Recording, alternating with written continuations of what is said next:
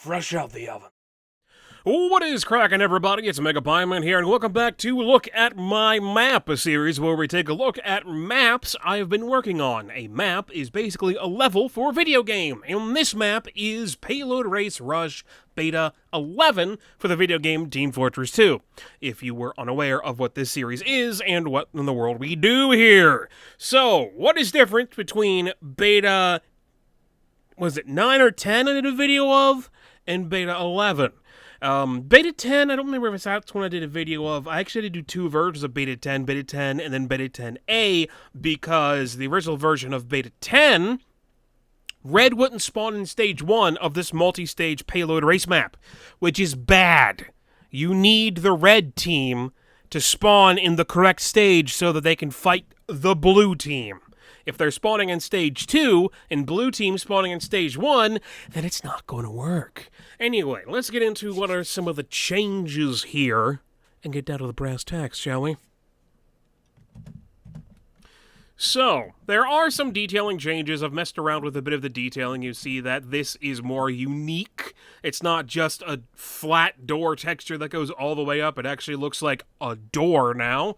And I made it so that it's different for both sides, trying to do that same asymmetrical detailing so both sides are their own, which is nice. I really like asymmetrical detailing. It's a lot more effort than normal detailing because you're basically making two maps for one map.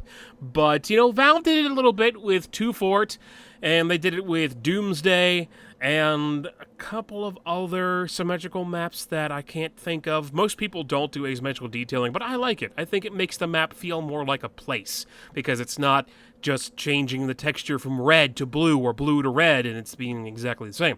Anyway, so there you go. You got some detailing going on there. Now, the last time I did a video, I talked about how I changed the spawn rooms around, I believe, so that you spawn up here, which gives you a nice view of this room, making it more obvious that you can use this path to flank whoever is about to capture the point here with their cart. So if Red team, in this case, would have their cart here, Blue team could go this way, across this, to not only flank them, but also to get down here and get to their cart and work on pushing it some more. The problem that I had with that is I actually got some feedback of people saying that they can't find the cart now, which is a problem that I've had with this map for a long time. Originally, the cart was over here, and then I moved the cart up here because I had people spawning here, so when they spawned in, they would go forward and they would see the cart. But now that people are spawning over here, they're going around and they don't know where the cart is. So, to try to fix that, I mean, you should know where it is. You have to go, you have to look, it's right there! It's right there! There's the sign, there's the cart, the thing glows! It's got a glowy outline on it! Come on! Work with me! Anyway, to try to fix that, to make it a little bit more obvious that there's a path down there, I made this bridge somewhat transparent. Instead of being one solid texture of this wood texture, it is now this gray texture so you can see through it. So if you go across this, you will most likely see the cart at some point. I mean, it's got a glowy sign on it. It glows! Come on, people!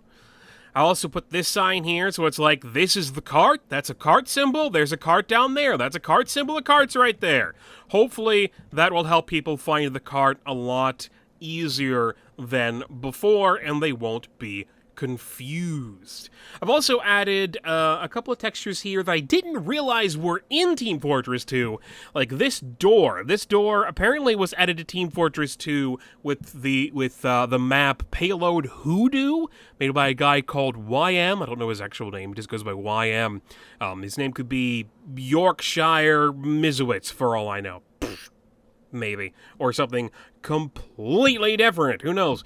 But there were a whole bunch of textures added from maps that he made before Hoodoo, added to the game with Hoodoo, but they're not, like, labeled anything sensibly, so it took me a while to actually figure out that these things exist in the game, and there's nice stock textures that you don't see anywhere.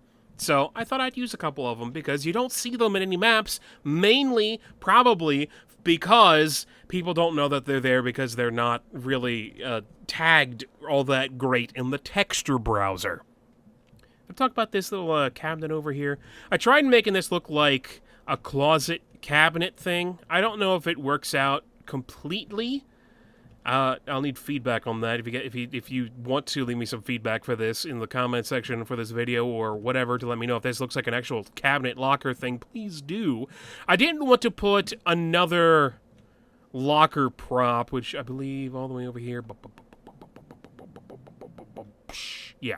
I didn't want to put one of these over there because I used quite a few of those in this map already, so I tried to figure out, okay, how else could I do a locker? And how else could I get across it as a locker? So I'm using a computer cabinet, a brush for the door, a door handle prop, and a mop in a bucket to try to make it look like it's a locker, closet, cabinet thing. I don't know if it comes across as well as I'd hoped, but maybe it does. I think I also did the detailing down here a bit. I need to put a light in here. I can't believe I forgot to put a light in there. But I did some more detailing down here. I added the, there's supposed to be a pie in that microwave. There's supposed to be a microwave there, but you can't see it because I forgot to put a light in that room. It's always something. Anyway, fix that in Beta 12. Over here on the red side, also did some detailing. You will see. It's now got this fancy conveyor belt thing. Now, I wanted to use these conveyor belts because they're made by Huddy, and Huddy does really good work when it comes to props, at the very least. Huddy also made CP Mist, which is a pretty cool map. I used some of Huddy's props before in King of the Hill Synthetic, and I wanted to use some of his stuff here. These props are from a map called CTF Urbanbrook, and I specifically kind of wanted to use the conveyor belts as a reference to early versions of this map when they had a drop-down path that went under things and popped out here originally. That's why this exists in the first place.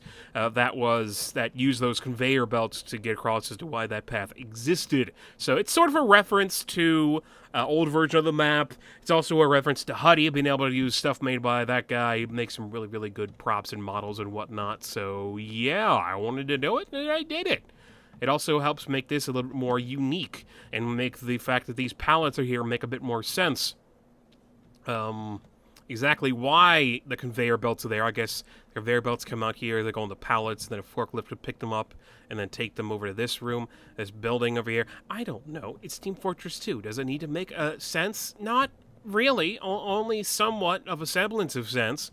It doesn't have to make 100% sense. You know. Could make some dollars, though. I could go with a few dollars here and there. But, yeah, as you can see, change the grate here. So hopefully you'll be able to see the cart easier. And I tried to simplify this area a very small amount, basically by removing the sign that was here. Now, before I put this window there, this was actually, you would come out the spawn here to here. This was an outside area, but there was this nasty little sight line that went from here all the way over to here. So I had to put a sign here to block it when I redid this spot, but then somebody left some feedback in the last playtest it had that this area seemed overly complicated for what it needed to do. And I kind of agree with you with that. It's overly complicated for a specific reason, though, and that reason is to make sure that the team that owns this side of the map has the advantage completely with these paths going to mid. It's specifically designed so that... What is up with these textures? That's not supposed to be that. Anyway, that red team would go out here, they would have the height advantage all the way to here, height advantage, height advantage, height advantage. They have a path that's all height advantage, and it's not entirely a one-way path because you can explosive jump your way up here if you can get it. It's made to be tricky on purpose because it's more so a path for going down than it is a path for going up. I also wanted to make sure that there was still this opening over here that you didn't have to do this way. You could still go this way. using these stairs to get in there without having to do get down here or up that way without falling or doing any explosive damage and that kind of stuff for explosive jumping. So it is complicated, but it's complicated for a purpose, which I hope makes it okay. And by removing that sign, I hopefully open the area up a little bit more so it's less complicated, that it feels less complicated. You know? It's, I don't really know what else to do with this part of the map, to be honest. It seems to work so far for what I'm trying to get it to do, but yeah, it's a bit of a mess. It's not simple. It's not clean, you know? It's not the way you're making me feel tonight, but I just don't know. Anyway, the only other thing that I really worked on is over on Stage 2. Where is Stage 2? All the way over here. Now, I've been having some issues with the jump pads. I like the jump pads specifically because they are a shortcut. And they are a shortcut where you can go from your spawn out this way, hit the jump pad, and then immediately end up right here, instead of having to go around the other way.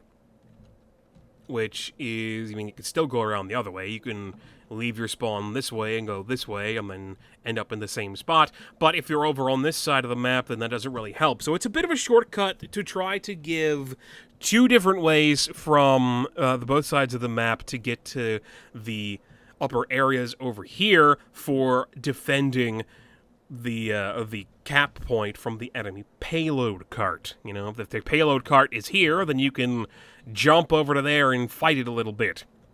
But the problem I've been having a couple of times is that when you hit this, instead of being flung to the target, which is like right over here somewhere, it's invisible because the map is compiled. In Hammer, you can see it. In the actual map, you can't. That's how it normally is with logic stuff. But sometimes when you hit it, it'll just like launch you over here or just launch you straight up. So I took a look at pastime maps, which is where the jump pads really... Well, actually, the jump pads come from Portal 2 because they're catapults. Technically, they were used for the faith plates in Portal 2, but they were added to Team Fortress 2 for pastime.